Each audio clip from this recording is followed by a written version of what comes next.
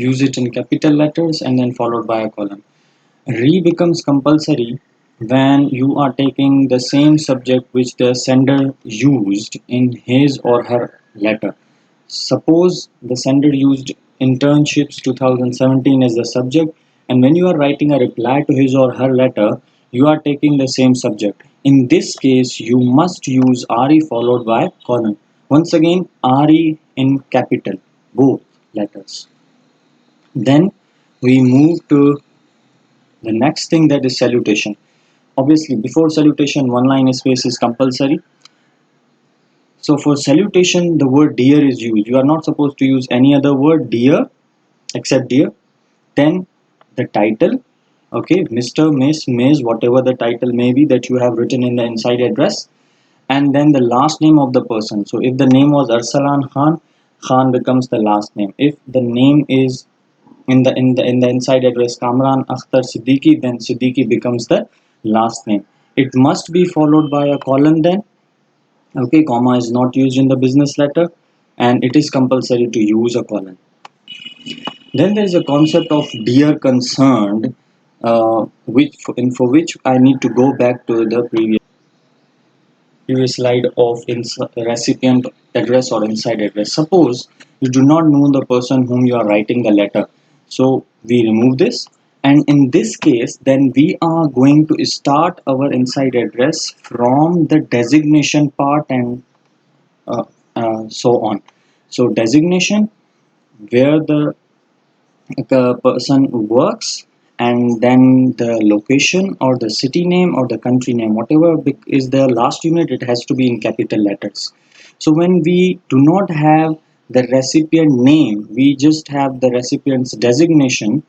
In salutation, we are going to write dear concern, because we do not have the name of the person in the recipient address. So how can we write the last name of the recipient? So in this case we use dear concern. Remember, dear concern, not dear Mr. Concern. Obviously you do not know the gender of the person if you do not know the name of the person. Then we give one line space and then we move forward to the body paragraphs. If the letter is direct, which means it's a good news letter, a claim letter, information seeking letter, or an order placement letter, we use three paragraphs followed, and each paragraph has one line space between them. Uh, you know, all paragraphs have one line space between them. And if the letter follows indirect approach, such as in case of bad news letter or a persuasive letter, we are going to write four paragraphs. Once again, after each paragraph we will have one line space. But you must remember that after the last paragraph of the letter we use two line space, and then we move to complementary clause. So before complementary clause, and you need to have two line space. In complementary clause, the thing is once again simple. The word yours is used. Remember, there is no apostrophe given between R and S, and then truly with T small followed by a comma. You can use the words sincerely and faithfully in business letters, but for this particular pattern we are going to strictly stick to this word truly. It is followed by your signature or whoever the sender of the address is. Then the name of the sender, full name of the sender is written.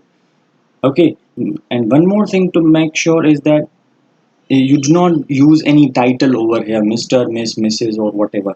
Then the designation of the person is used. We do not mention the name of the company over here because we mentioned it in the sender's address. And in sender's address at the top, we did not mention the name of the sender.